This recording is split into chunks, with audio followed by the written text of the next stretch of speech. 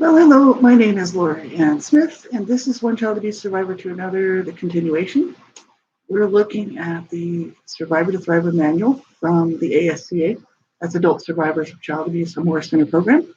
And it's free to use, free to download. You can read it as a web page on their website at www.ascasupport.org.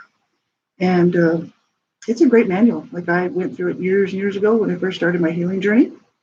And I found it very helpful, especially at the beginning, because I needed to sort of categorize the work that I needed to do. And this was a helpful manual to sort of see what I was doing as an adult survivor that was sort of self-sabotaging my life. And it showed me what I needed to work on in the very beginning. So I think it was helpful for me anyway. May not help you out, but it helped me out. So that's what we're looking at. And I don't think they'd mind me using this. I actually volunteer for them. I have a support group going, and with them as well as SIA, Survivors of Incest Anonymous. And I've been with the ASCA off and on for years, and had a group going before, and then I had to shut it down because my husband passed away. So I knew I was going to be grieving, and I just couldn't deal with trying to do this at the same time as grieving my husband. So I had to shut it down, unfortunately. But I'm ready to go again, and I've got the group going. But I don't think they'd mind us using it. We just can't monetize it. We can't make money off of it. We can't change the wording and say you wrote it, sort of thing. So, as long as we're just reading it and looking at it, I don't think they'd mind. And I found it very helpful. So that's what we've been doing for the last few weeks. And I changed the show to a Monday through Friday so we could really work through this for anybody who's interested. And hopefully it'll help you. If you're an adult survivor of child abuse, that's what we're talking about. And so if you're listening and you have to know what's okay for you to listen to. The topics of abuse or it's a horrible subject. It's not fun. That's what I'm talking about, child abuse and adult survivors issues, because people, if I'm a survivor myself, so I'm quite often working on adult survivor material. So that's what this show is about. So you have to listen at your own discretion. Really, you have to know what's good for you to listen to. And if the topics of abuse or violence or anything like that might bother you, you have to turn the show off or go watch something else, because you wouldn't be hurting my feelings. Not at all. Abuse is a terrible, it's not a fun subject to talk about. It's not a happy thing to be talking about, and especially first thing in the morning. So you have to know what's good for you to listen to. I'm on my healing journey. I've been on it for a long time. So I do work on my healing journey stuff throughout the day, periodically through, as I move along through it. So I'm okay to look at this stuff, but you have to check to make sure if you're okay. If you're a survivor of abuse of any type, you need to do a safety check. Just check to see if you're safe enough to be listening, because if you're feeling vulnerable, or that this type of information about adult survivors of child abuse or anything to do with child abuse is going to trigger you or cause you to have a horrible day, you don't want that. Just you have to make sure that you're safe enough to be listening. And the ASCA, the Survivors of Thriver workbook, actually has a safety first chapter in it. We already went through that. So we already done that. But you do have to check to make sure that you're safe enough, because you don't want to hurt yourself. You don't want to hurt somebody else. Go backward in your healing journey. Just have a miserable day. Maybe you can't get a hold of your therapist if you're seeing a therapist or a counselor. And then you just have a horrible time, right? So at the beginning of listening to anything like this, or another survivor's story or anything like this, you need to just do a safety check and just see how you're doing. And just say, am I safe enough to be doing this tonight? Is this going to trigger me and I'm going to go have a miserable day or hurt myself or hurt somebody else because I can't cope with the feelings that it's brought up? That's a safety check. And then if you really feel vulnerable and you're like, I can't do this today, you can always watch it another day, or you just, you can look at the manual another day yourself from the website, sort of thing, right? So just make sure you're safe enough to be listening. It's really important. So we'll get into this. We are looking at page 58. It's called Social Alienation. We're almost done. This is the what are the adult repercussions of child abuse, and we're almost finishing it up. Social alienation is the next section up, and I'm just reading right from their manual, so you can get it yourself right from the website. I did pop that into the chat, so if you're interested in looking at it, hopefully that link works. That's the link. It's ascasupport.org. but it may need a forward slash or something in front of it. So it says, because of their abuse experiences, most adult survivors feel stigmatized and experience people as dangerous and not to be trusted. This is social alienation. Attending parties or other social gatherings may invoke anxiety, insecurities, and concerns over not being quote unquote good enough. Fear of rejection is also a common concern for survivors, and because they were usually harmed by adults whom they trusted, survivors tend to carry their fear of being harmed by others into the present. And I mean, not everybody who's been abused, you know, has, was abused by somebody in their family. Some of it's outside of the family, obviously. But it's that whole position of trust, you know, an adult abusing a child. So many times survivors of abuse, of course, they're going to have trust issues, right? And to varying degrees, you know. For me, I didn't trust anybody. Both of my parents were my abusers, and some of my siblings were abusive, and one of them was extremely abusive. So, you know, it's a horrible thing, right? Fear of rejection. It's quite common for survivors, right? I know for me, that's probably the biggest area I've had to work in is rejection. And so a lot of people deal with this stuff, and it's very, very hard. They said many survivors end up living in isolation because it feels safer and less threatening to them. The role of the recluse, employed during childhood to avoid the abuse, becomes in adult life a means of protecting oneself against hurt. Sometimes the threat is real, other times it is imagined. So he said when survivors do venture out into the world and attempt to establish contact with others, they may be tremendously sensitive about how they are treated. And survivors may experience joking or teasing intended as lighthearted banter appropriate to the social situation as critical or hostile at their expense. And for me, that's a definite yes. You know, well, being overly sensitive for sure. Just because I was so wounded as a child, you know, sometimes it takes something that somebody said as if it's an abusive thing to me, and it's really not intended to be that way. But that's just how I take it because of where I'm coming from. So as I'm getting better as I get older, it doesn't affect me as like used to this sort of stuff. And I'm not really like an isolating person, even though I don't need a lot of people around me to entertain me throughout the day. I do my own stuff. I'm happy to kind of have my own space. I'm actually, my husband passed away 2.5 years ago, but we both used to laugh because we said we were both loners together. So he did his thing, I did mine. We were not attached at the hip, like, but when we did, you know, do stuff together, we always usually had supper together. That's generally because I was always working full time, and he was really sick, so he was at home suffering all day, and I was out working. And you know, dinner time was always the time that we would really talk and really spend quality time together after work. I'd make a nice dinner. We'd always spend that time, but we didn't, I don't have to have somebody around me all the time, you know. But I don't consider myself to be a recluse because I don't mind going to social gatherings and stuff like that. I've always been able to do that.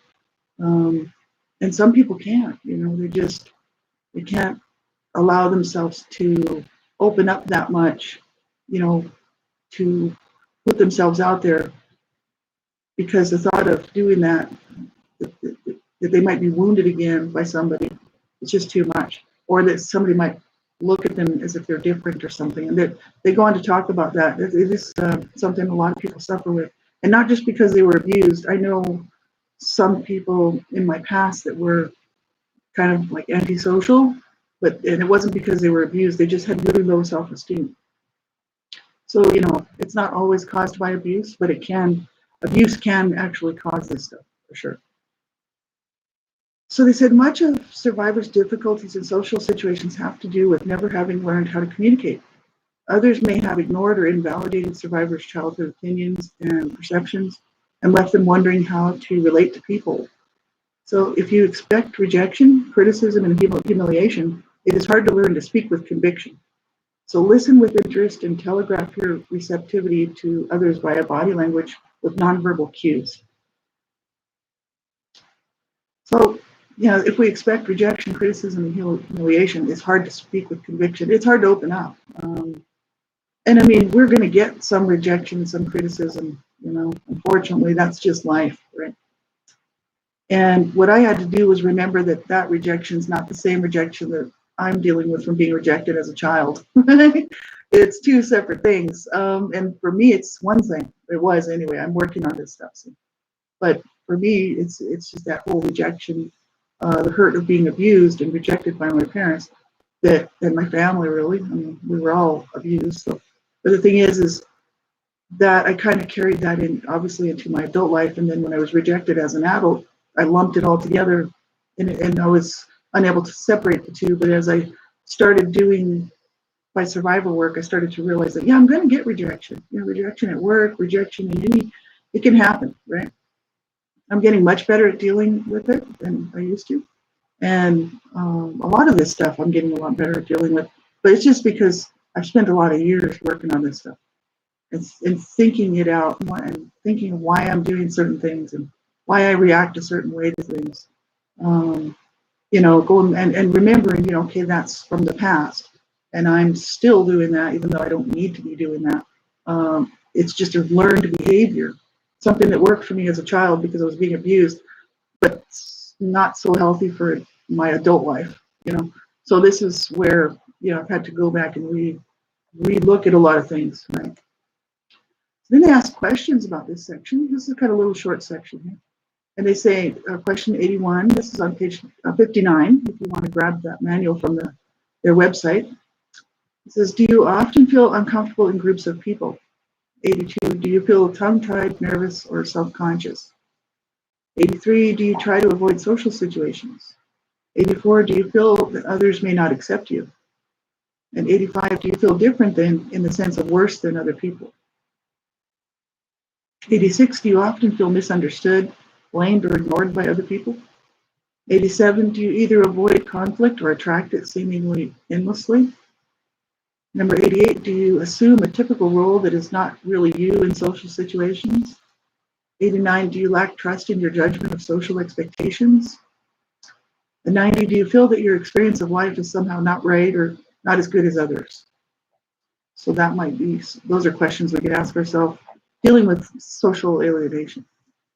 For me, I was never really an antisocial person as far as wanting to be not part of the group. I mean, even as a teen, I had lots of friends, and I was kind of considered to be the life of the party because I like to have fun and joke around, kind of do crazy things, make people laugh, and I've always been sort of that type, like almost like the clown.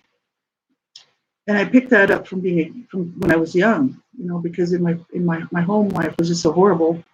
And the running joke, believe it or not, which is really sad, and I sometimes now I get dealing with it, but I've had difficulties with it in the past. The running joke was that people would, like my nephews and other people in the family would say, yeah, she takes a licking, but she keeps on ticking, just like a Timex watch. Because my mom was always beating on me. I mean, in public, around other people, it didn't matter. My mom just loved to just grab me and hit me and slam me around, and just be abusive like all the time. That's how she treated me. And I would just jump back up because that's what I was trained to do. You know what I mean? Wasn't allowed to cry and get upset and, complain because I just got a backhand across the face, and told off and cursed at. I was just made to just carry on. See, so that's what I did, and so that's the nickname that I really got from people was she takes a licking and keeps on ticking. And then when I was young, that didn't really bother me so much, but as I got older, it really bothered me because I'm like, that is wrong. It's extremely wrong. And these things that people do, to their children is just unbelievable. And then other people will, they don't help the situation because they're in on it. You know what I mean? It's kind of like, that's not cool, right? But people do it. They think it's funny, but to the survivor of abuse, it's not funny at all, right? But I've always still maintained that I'm kind of a social person, and I like going out and doing stuff with people, and I'm not really antisocial. I do have trust issues, so I tend to watch how close I let somebody into my personal life. I don't mind going out and stuff, doing stuff with people, but whether or not I'll let them that close into my personal life is another story. I'm very cautious about who I let around me and who I let in my life, and because I don't want to I'm working on my trust issues, but you do have to keep yourself safe. You really do. Because there are people out there that would just love to hurt people. They love to hurt everybody, and they don't mind. And they come across quite often as the best friend you could ever have, but they're narcissistic and they're manipulating. And it's like you have to really be careful with that stuff. So I'm just cautious, I'll just say. I'm not antisocial, but I'm cautious. But I like the social circle of having people in my life and being able to do stuff. Now with COVID-19, it's impossible, right? I do have some friends here in Calgary, not very many, but I've got a few, and I can't even go see them because we're not part of the bubble. And because of the stupid COVID-19 thing, we don't hang around, right? So I haven't seen them for like a year and a half. And so it's been pretty lonely. I'm more of a social creature than an isolated creature. Like I said, I don't really like to be completely cut off from people. But there are people that are like that, and sometimes it's a personal choice, and that's okay. If you like just doing things on your own, there's nothing wrong with that. But this stuff is talking about people who really would love to be able to socialize, but they have such fear of being rejected and such fear of not being accepted into the group that they just don't even allow themselves to try. Whereas I'm willing to try. It's like, I'll give it a shot. They may not accept me. Sometimes they don't. Actually, a lot of times they don't. But I just blow them off. I'm like, well, whatever. You want to accept me? That's fine. I don't care. Then I don't accept you. That's my attitude. It's kind of like, well, you don't accept me. I don't accept you. Fine. Because I'm like, whatever. Not everybody's going to accept everybody into every little social group, right? It just depends on what type of social group you're trying to get into. You know what I mean? I tend to hang around with people that have something in common with. So really, a lot of abuse survivors. I know a lot of people who were abused, and I don't have kids or grandkids, and I'm 55. That's a total kind of a bad thing for a woman who is 55 who has no children. I can't relate to other people who have children because I have no clue what it's like to have children and grandchildren. So they're talking to me about their grandkids, and then right away the conversation stops because I can't give anything back to that. You know what I'm saying? So it's kind of like they don't know what to do with me. I also don't have a 2-car garage. That's another issue. I don't have a big house with a garage and grandkids, so I don't fit in with 55-year-olds. Let me tell you, I really don't. Most people in that age group are settled. They have big homes, businesses. They've got grandkids, great grandkids, some of them, and I don't fit in with them. I'm more the type that fits in with people that are like myself. You know what I mean? Don't have children, doing their thing in life. So that's kind of who I socialize with. Hi, Passaggio Olivelo. I hope you're having a good day. Hope your day was good. I'm just getting started on mine. It's 9:18 here in the morning. So we're just getting going here and just waking up, trying to wake up anyway. I've been up for a while. So far, so good. And also things like, feeling that others may not accept us. That's a big issue for people. We want to be accepted. And if we were abused as children, like myself, I want to be accepted by other people, and sometimes I'm not. And then that kind of brings back that pain of, at least it used to, not so much anymore, but it really used to, especially when I first started my healing journey. Before that, I was having a lot of difficulty with that. And all of this stuff, is pretty harsh. And here's the last question. Do you feel that your experience of life is somehow not right or not as good as others? I've always had that fear, that feeling that, I'm kind of lesser than because of the way that I grew up. And, that's not true at all. But that's that stigma that many adult survivors of child abuse will pick up. Not all, but some. And I know I had it for years, but that's because growing up, I grew up poor. Actually, my parents were $4 or $6 over the poverty limit or something like that. So we were right at the poverty line. And with all those children, my parents there was 7 people in a small house. Now, around the rest of the world, that's kind of common, but in North America, it's not so common. And where the street that I grew up was kind of not a wealthy area. This was kind of like I don't know, lower middle class, working stiff type people.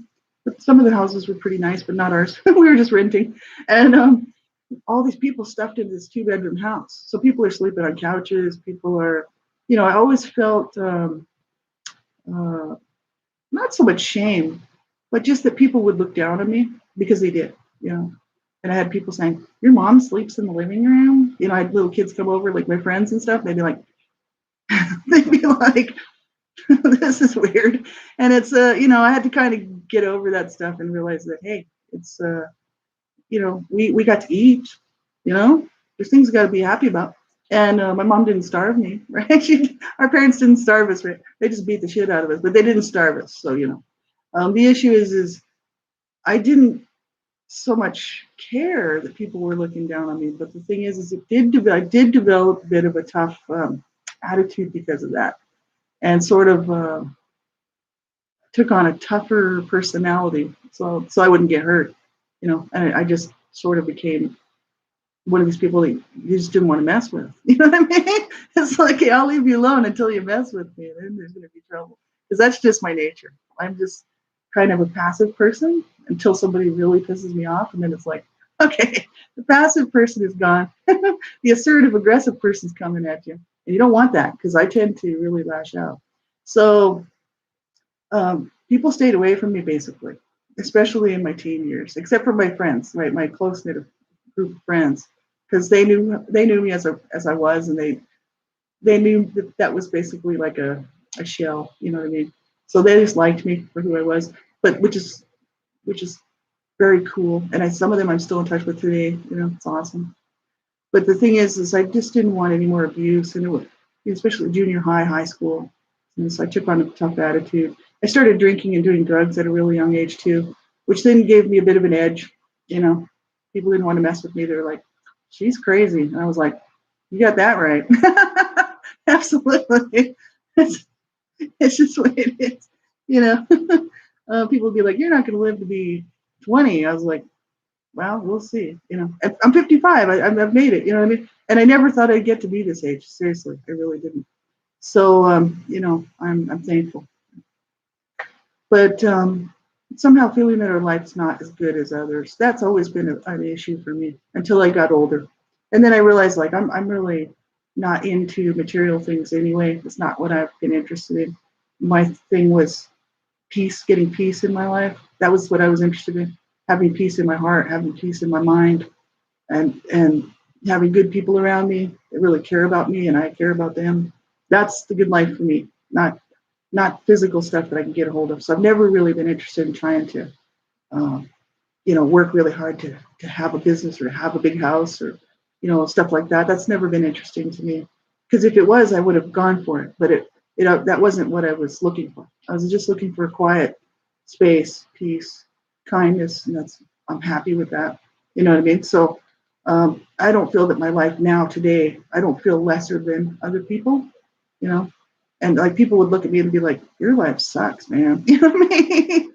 Your husband just died. You're living in a rental. You've got nothing, you know. And I'm like, no, life is good for me. I'm not being abused. Um, I love myself, and I really care about myself. Care about other people. And I love people, and I've got a roof over my head today. I've got food today, and I'm happy. You know what I mean? And so I've got a good life. It's not about money and stuff like that for me. Like I said, I wasn't really sure how long I didn't think I'd live to be 30. And every year after that's kind of like, wow, then because I was always trying to commit suicide, see. And then 42 came along and I was like, that's it. That's it. I'm going to get help, And so ever since 2007, really, things have started to look up.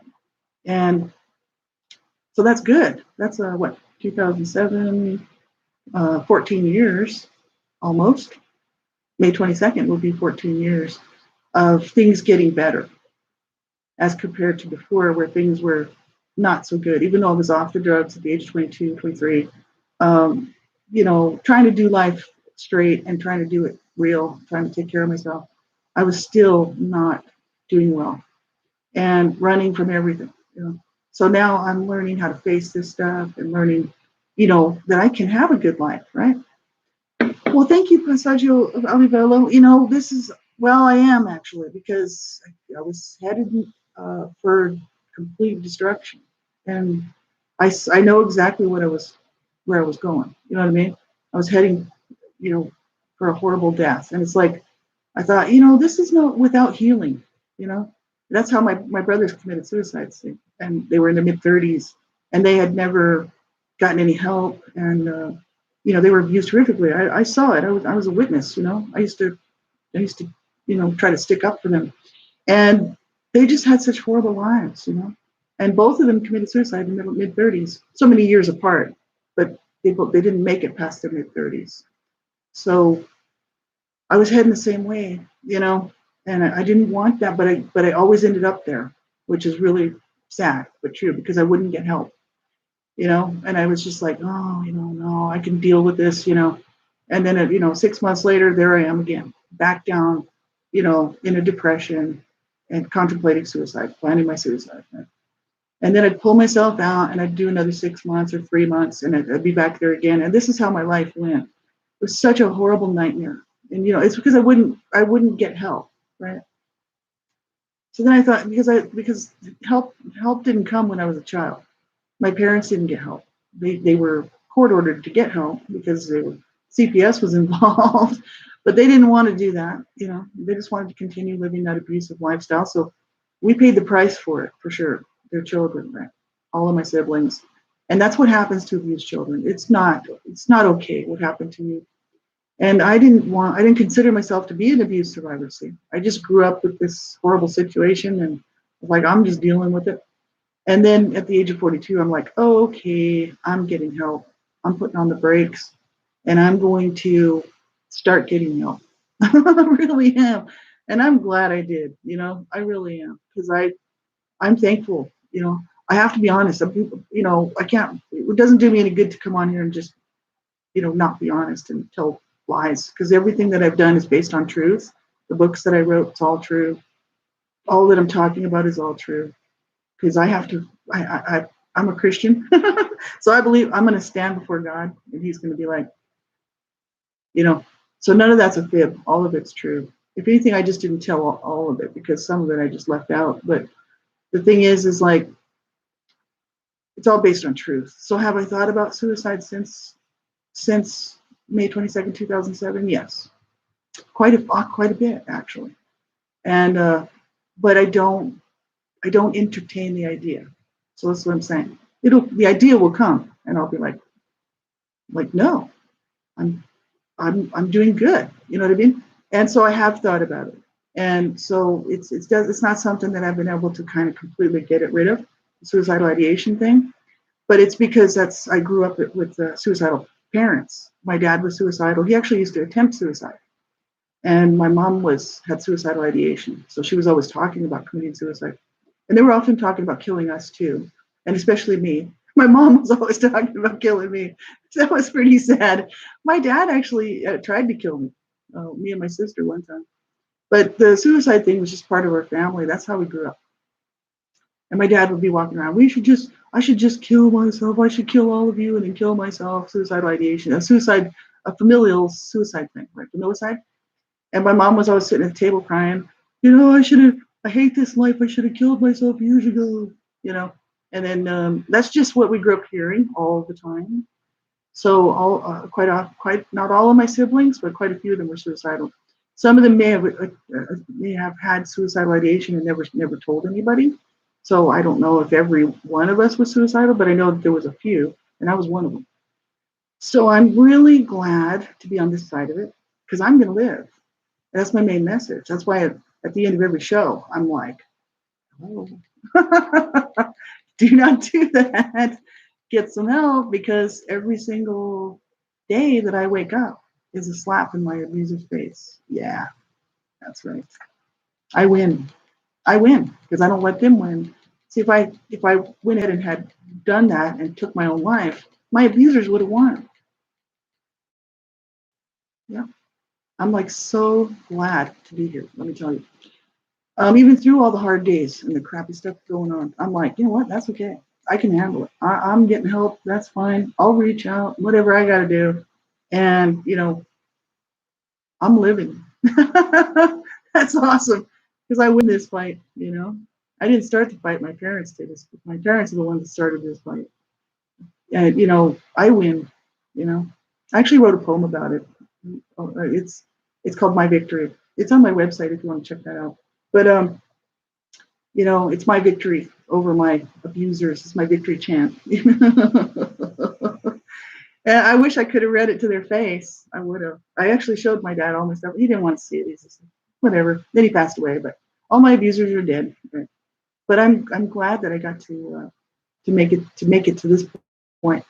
You know, because it's really a slap in my abusers' faces for all the horrible stuff that they did to me and said to me that made me want to kill myself.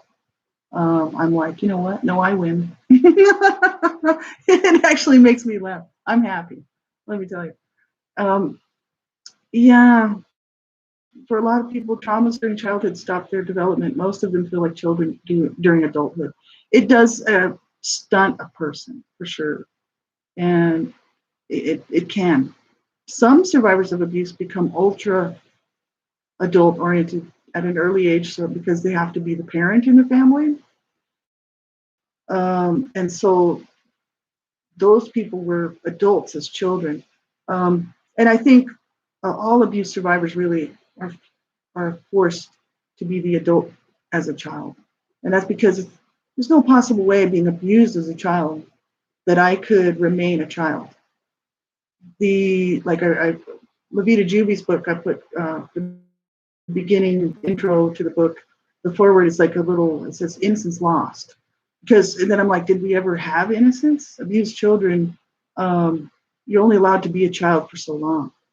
Wherever the abuse starts, that's when that innocent child basically is destroyed by the abuse. I mean, it's really hard to be a child after that. I know I was trying to do normal things as a child, like play with my dolls. I had toys. My parents bought us toys, not a whole lot. They were poor, you know what I mean? But we were happy to have toys. I mean, hey, if they provided some toys, we were like right on because we weren't expecting much. They didn't have much money. So it wasn't a situation where I didn't get my stuff that I wanted. That's abuse. You know, it's like I was really happy to have whatever they could provide. And they did buy some toys for us. Some years was pretty lean. Some years was like we got one thing because that's all my parents could afford. And that's fine. You know, who cares? Like whatever. I never even cared about stuff like that. It was just how they were treating me. That's what I cared about. The issue is in treating each other. So I had toys, and I would be trying to play with like a little kid with my toys. But like I was saying on a show here before, all my play especially after being abused, been sexually abused, all of my play was abuse. So my Barbies were abusing each other. My male Barbie was always raping the female Barbie. And I'm sure that my little friends were probably just like, okay, if I had a little friend playing with me, they'd be like, that's a little bit odd. It's like, no, that's what they do, The male Barbie was always kicking around the female Barbie, and that was my dad beating up my mother, just horrific, right? But I was still trying to be a little kid, and I remember being like 4 or 5 years old, trying to be a little kid, making mud patties out in the front yard, stuff like that, because kids like to do that sort of, especially girls, they make little mud pies and things like that. And just trying to be a little kid with all of this craziness going on around me. And just the trauma from my parents fighting and the abuse. And then later on, trying to be just a normal young person, very, very difficult. I think that the reason why so many adult survivors have difficulty developing, into healthy adults is obvious because we don't have the information. We don't know, if we were abused and there was nobody, if you had somebody in your life, like somebody outside the family, or maybe even another member of the family, an aunt or uncle or a grandparent or somebody, or maybe one of the other parents was sane and actually tried to help, you know. Hi, Giselle, how are you? I hope your day's going good. So many times the survivors will have had at least one or more people in their life that would try to talk to them and help them to learn how to grow, properly, give them some good tips on how to do life. But if you don't have any of that, it's very, very difficult. And my siblings and myself didn't have any of that information. Some of my siblings went on to do quite well. Like my older siblings, they did quite well for themselves. The two oldest.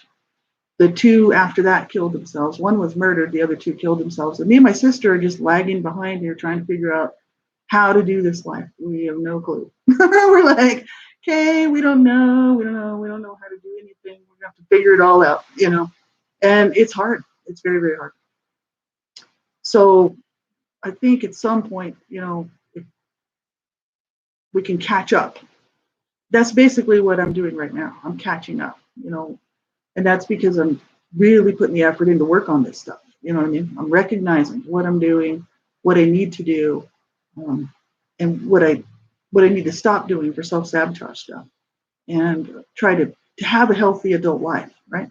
Whatever that means in your life, you know, because everybody's different. Everybody has different needs and wants, and everybody handles things differently. But some people, you know, if they grew up, especially in a situation where they had to become the parent because the other parent was not functioning as the parent and the child takes over that role and becomes the parent, then they're just adults way too early.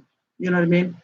And then their adult life, quite often, I think those people generally feel that they have to be perfect. Everything has to be perfect. For me, nothing is perfect, and I'm totally okay with it. I'm like, hey, it is what it is. I'm cool. I'm not a perfectionist. I'm like, whatever. It's like I actually almost have to work really hard to not let everything crumble around me because I'm one of those types. You know what I mean? Um, I'm kind of the one that puts everything off until it's a mess. And then I'm like, oh God, now I got to deal with that. And it's like, oh man. So I'm trying to get better. You know what I mean? And it's never going to be perfect, but that's okay. I'm totally cool with that. I'm trying to grow as an adult in my own personal life and make progress. And it is working because I keep working at it. Let me tell you, I'm working at it all the time. Pretty much everything I'm doing all day has something to do with that. Even though I don't sit and focus on the abuse all day, and still I just set a set amount of time, and that's all I do. Because the rest of the day I want to go and enjoy my day. I don't want to be sitting around having a horrible day all thinking about the abuse. So I do this show, and then I'll go do life. You know, I am working on the CSA child sexual abuse stuff again, so I'm going to pick probably twice a week or something on a when quiet time where I can get quiet with my feelings, and I'm going to journal and do some other things and work through this workbook that I've got. And I'll allow myself a couple of hours a week maybe to do that. But I don't spend all day in the crisis that of what I survived. You know what I'm saying? I think that, and that's healthy, right? Because I used to spend a lot of time there, not being able to kind of not think about that stuff because the memories were obtrusive and they just come and I really couldn't deal with them. So now that I've done a lot of progress in my healing journey, I can actually bring this stuff out when I need to look at it and put it away when I don't need to be looking at it. So life is much better for me now than it used to be. That's for sure. And but I have put a lot of work. Like I said, I've done a lot of work to get to this level, to get to this point, and I still have work to do. So that's the issue. I know I have work to do because I know I've still got a lot of things I'm carrying around that I need to work through. The next section up here, this is called Handling Feelings, page 60 of the Survivor to Thriver workbook. And it says all adults carry feelings that are rooted in their childhood developmental experiences. Adult survivors, however, may have powerful feelings that are left over from their abuse. So these feelings can be triggered by circumstances that are somehow reminiscent of the abuse. And in the context of being a survivor, may have particular importance. This is handling feelings, right? Anxiety is the result of not having known what to expect or how to act in social or family situations. Fear and anger are both natural responses to the threat or act of assault. Sadness results from recognizing that your parents or another trusted adult could abuse you. Shame and guilt tell you that you still hold yourself responsible for what happened. I don't necessarily agree with that. Shame and guilt. I don't know. Some people do have a lot of guilt, maybe because somebody in the family made them feel that the abuse was their fault, and or maybe they took it on themselves that it must be my fault. It must have been my fault. Um, and I never took that guilt on. I don't recognize it. I don't think that I did. I never sat around thinking, "Oh, if I was a better kid, my parents wouldn't abuse me or anything." Because my parents were abusing my siblings long before me.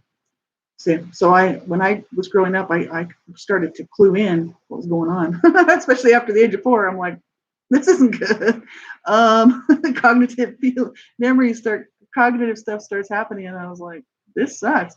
Um, so many children. I knew that my parents were just abusive, right? That's why when I didn't take on the guilt of, you know, okay, maybe it's just me, right? Because my parents were abusing all their children, so I didn't carry that guilt on. But I think that many children do, because they might have been told possibly, well, it is your fault. The abuse is happening because if you were this, or if I was this, or if I was that, uh, then the abuse wouldn't have happened. My parents, once in a while, they'd say stuff like that to me, but I just blew it off because I'm like, no, because you were already abusing all the children long before I was born.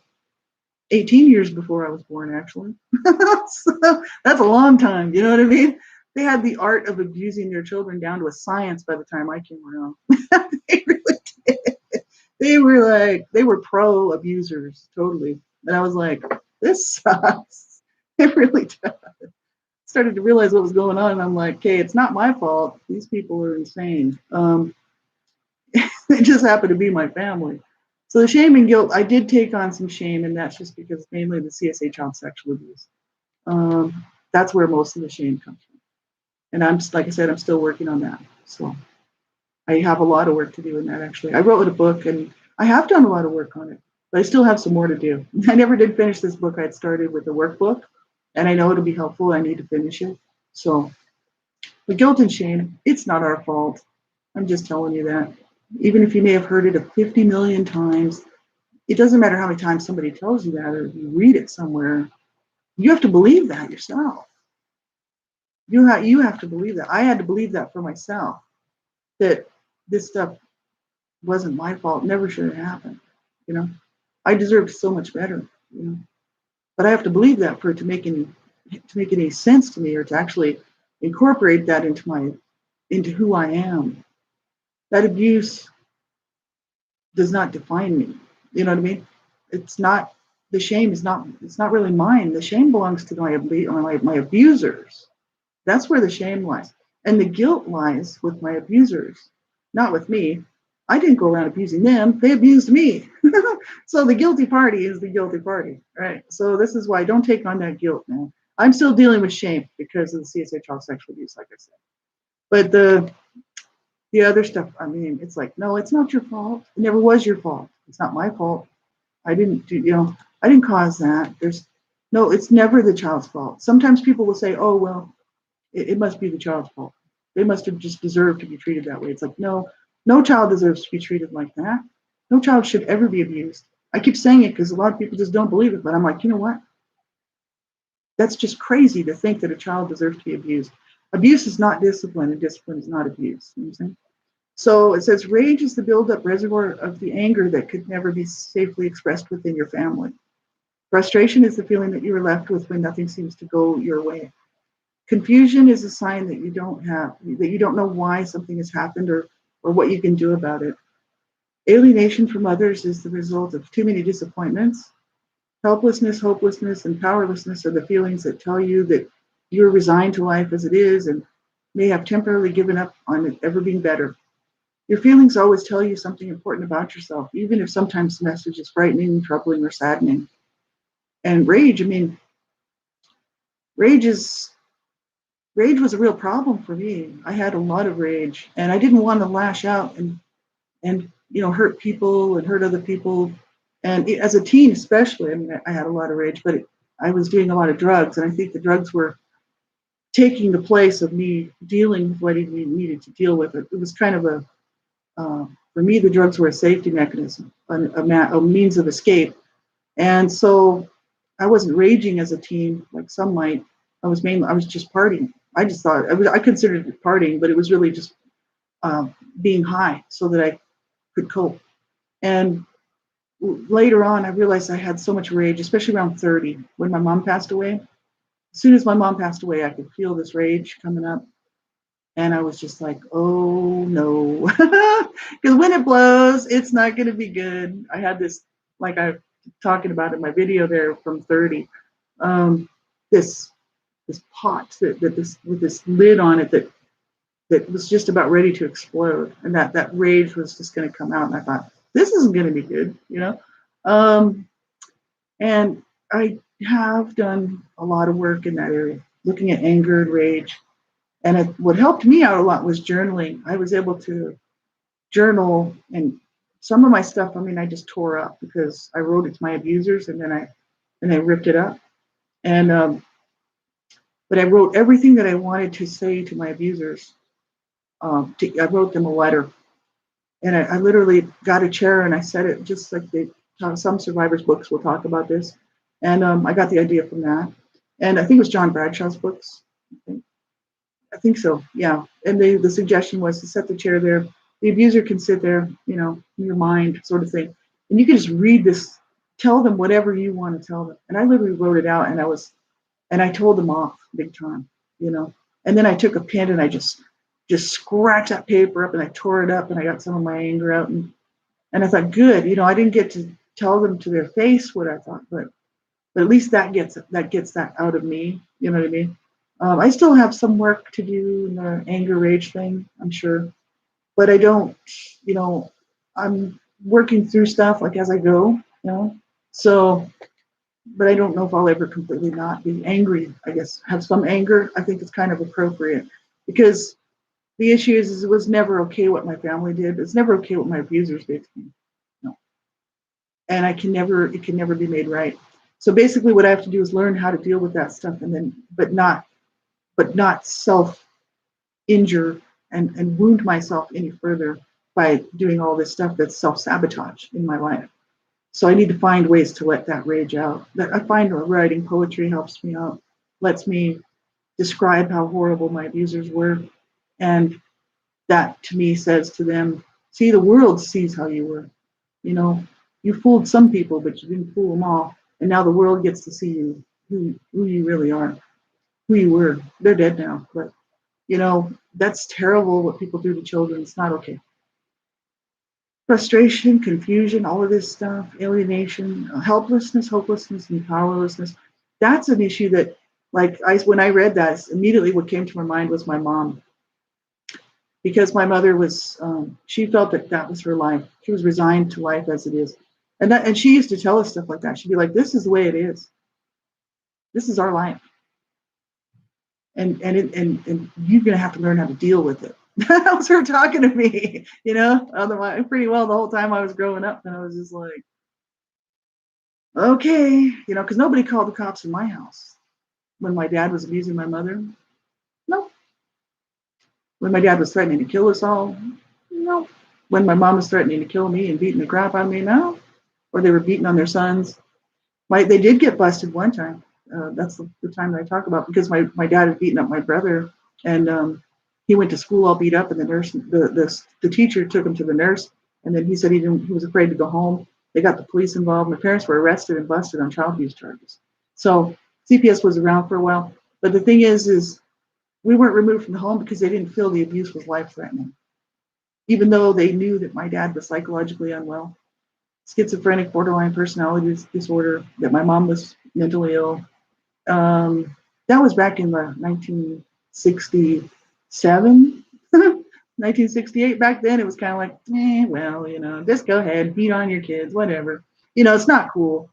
Today, we would have definitely been removed from our home until my parents could pull it together, get help for their problems, and I'm sure we would have been removed. You know, we should have been, right? And it's just, yeah, it's not okay, right? No child deserves abuse. That's right. Children are innocent. That's exactly right. People say, oh, no, they're not. They're little brats and they deserve to be spanked. And it's like, you know, you have to bring up a child right. You have to train them the way to go. And discipline is not abuse, and abuse is not discipline. So, you know, like I said, I used to get normal kind of spankings, you know what I mean? And that's totally that for some of the stuff that I was doing, probably appropriate because I was going to hurt somebody or hurt myself. You know what I'm saying? As a child, the issue is it's not beating on a child. It's not torturing a child. You know, that's abuse, right? and even emotional abuse, psychological abuse. Like I said, even if I had never been, because we talked about emotional abuse a few days ago, and because that was part of the manual here, and they were, we were saying, I said, even if I had not been physically abused and sexually abused, the emotional abuse would have been enough to put me over the edge. The physical abuse just it solidified it. So in other words, the emotional abuse is what actually really did the main damage. I survived the physical stuff, the sexual abuse I survived. It's the emotional scarring and wounding that has caused the deepest wounds, obviously, and in my brain and in my heart and in my psyche and who I am as a person, right? So it's the children do. There's no excuse for abuse, and I always say that, and I'll always say that. There just isn't. The parent does not have to abuse a child. And like we were, no parent's perfect, and parents do hurt their children. And then, let's say they have a bad day and they say something terrible to their children because they're just, their children are just relentlessly pulling the last straw off of the camel's back. And they might lash out and say something, to the children to kind of hurt them a little bit and hurt their feelings or whatever. But then that parent should make it right. Right, and just say, oh, having a bad day. I'm sorry. Make it right, because children understand that stuff. See, they're not dumb, right? And children also know when they're messing up, right? So when the parent makes it right, children are like, yeah, because children are not dumb. They understand this stuff. It's just that when a parent beats a child, throws you into a corner, starts kicking you, burning you, whatever they're doing, sexually abusing you, that's abuse, man. You know, that's abuse. That's not okay, or continually running you down. Let's say they don't even physically abuse a child, but they just run that child down all the time. And it's relentless. They never stop. And they don't think anything differently about that child. That child grows up to believe that all those things that they said was true, right? That's abuse, man. Absolutely it is. So I always say there's no excuse for abuse. There really isn't. And if you've been abused, you did not deserve that. And neither did I. It's not okay, and that's why I keep speaking out. There's members of my family. They're not many living now, just one sister and one nephew, and I have some great nieces and great nephews. But they don't like what I'm doing. They don't see what I'm doing has value. They must think it's okay to go ahead and abuse a child. You know, fine. It's like, look, I don't care. You know what I'm saying? I don't care. It's not okay. And it's if for instance, if a person thinks that abuse is okay, they're basically siding with abusers. You know what I'm saying? Like, if you don't call evil evil, you know what I mean? You got to call it what it is. There's something wrong with people that will not say that there's no excuse for abuse, right? So, yeah, well, this is the thing. Say, I, as an adult, I'm a 55-year-old person here. I've been on the planet a long time, and I see children and I immediately am afraid for them because of the way that I grew up. So I almost look at every parent as an abuser. I've always been like that because my two parents were abusers. I met some really good, healthy parents when I was a teenager, a young teen especially. Started to realize that not everybody abused their children. There were good parents out there. Not every adult is an abuser, but I see little kids immediately. I'm fearful for them, you know, because I don't have children and I don't associate with people that have children really. I mean, you know what I mean? It's like once in a while I'll see a family with a child and I'm thinking, you bastards better not be abusing that child. It's the first thing that comes to my mind. I'm not thinking, oh, look at that nice family. The first thing that comes to my mind is, I don't trust them. And this is a real problem for abuse survivors. Not everybody is abusing their children. There are good parents out there. Thank God. You know what I'm saying? Like, it makes me happy to know that there are good people out there who are not abusing their children. Wonderful. For all the other buggers, I hope they get busted. You know what I mean? And I love to see them get busted. Makes me happy. But usually it's because the child's dead, and that's the sad part. But nobody will step in and get those children any help. Like, that's the problem. That's why I keep speaking out. That's why I will always do this. So they said here, survivors often use a number of mechanisms to numb themselves when the feelings get too strong. Some may adopt a workaholic lifestyle in order to avoid the feelings. Others may try to stuff the feelings by compulsive eating or to anesthetize them by drinking or using drugs. Certain feelings, such as anger and rage, may be so strong that they may dominate a survivor's internal life and overshadow the other feelings that may also be there. And for me, I mean, yeah, some people go workaholic. Some people do, drugs or alcohol, numbing type stuff, and stuffing the feelings. That's what I was doing, and it was killing me. That's why at the age of 42, I mean, I was having a breakdown. Some people call it a breakthrough. That's what they actually call it. It's a breakthrough. Because I got to the point where I was the lowest I had ever been, and I thought, I need help. Normal, average people don't sit around thinking about killing themselves all the time, like from the age of 10. Like, I seriously got to get some help.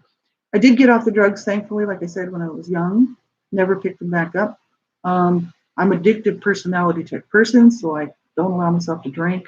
I'm working on a nicotine addiction right now that I'm trying to quit.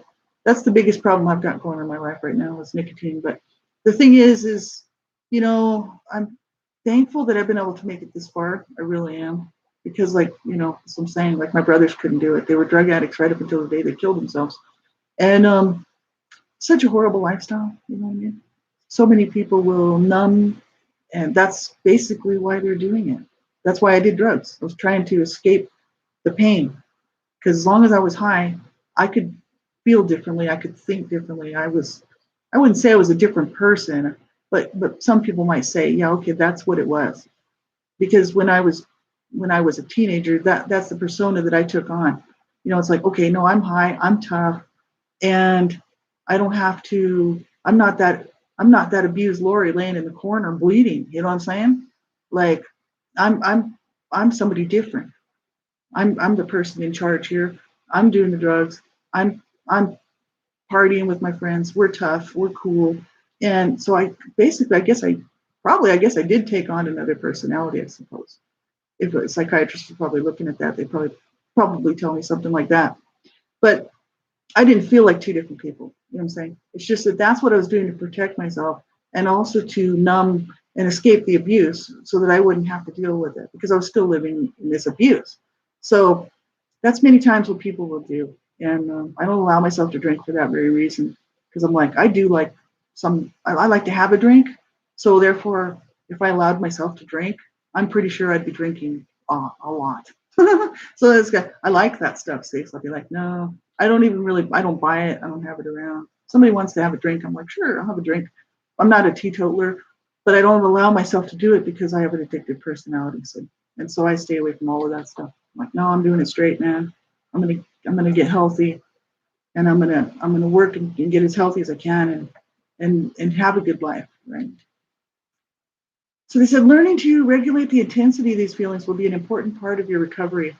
For the time being, develop the habit of asking yourself what you are feeling at different times of the day. Run through a laundry list of common feelings and notice if and when you are feeling something in particular. Make a note of the feeling and try to identify what may have triggered it. And I actually did all this when I first started this. This is what I mean. I've done a lot of work because when I first started this workbook, I was doing the actual work on it, writing the questions out and actually doing this stuff. And it did help. It really did. And I'm sort of continued kind of do that ever since. Even though I'm not in this book all the time, I do take it's a mental list of how I'm feeling. It's kind of like, okay, what's triggered that? You know what I mean? And then I'll work through certain things. And that's why I know I need to do some more work on the CSH sexual abuse stuff. And I definitely got to get in there and get some of that work done. So that's what I'll be working on. But I know there's a lot of things I still need to work on. They have questions here relating to that last section. Question 91. Do you have strong feelings of anxiety, fear, depression, and anger that threaten to overwhelm you? 92. Do you need to withdraw periodically from the world in order to regain control of yourself? Number 93. Do you have difficulty recognizing and expressing your feelings? 94. Do you tend to have an all or nothing experience with feelings? 95. Do powerful feelings trigger the desire to eat, drink, take drugs, or engage in other compulsive activities? Number 96. Do strong feelings leave you feeling disconnected, numb, or afraid that you are going crazy? 97. Have you learned to disconnect yourself from your feelings by refusing to pay attention to them? 98. Have you ever lost control of your anger and abused someone else? 99, do you often feel confused by what you feel? 100, are you inclined to feel a certain feeling more often than others, particularly anger or depression? So those are the questions we're looking at. And that's all really huge stuff for people who are struggling with this stuff. To answer those questions honestly, like sitting down with this manual, writing them out, because it does bring up a lot of things that we might be doing that are really unhealthy, that we're hurting ourselves, you know, and we don't want to hurt people around us. That's not okay. And we don't want to hurt ourselves either, right? So it's important to get in touch with those feelings. The reason why I had such suicidal ideations, because I never got any help. And so at the age of 42, when I started to reach out for help, that's when I started to get better. Because I was like, okay, I'm going to have to start dealing with all of this stuff that's causing me to feel this way. And I know for sure, the nicotine, I mean, it's a problem. I'm vaping now, so I'm not smoking, but I'm vaping. Same thing, it's nicotine, right? And I have a feeling it's tied to the CSA child sexual abuse. I wouldn't doubt it, because I have a problem with breathing and all sorts of problems. So I'm going to go and get to the root. It's going to take me a while. I'm going to work on it.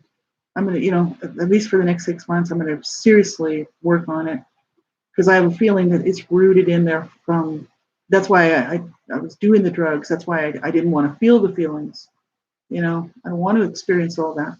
So then I'd stuff it, and then something would trigger me, and immediately I would nosedive into a massive depression, because I'd never dealt with any of this stuff.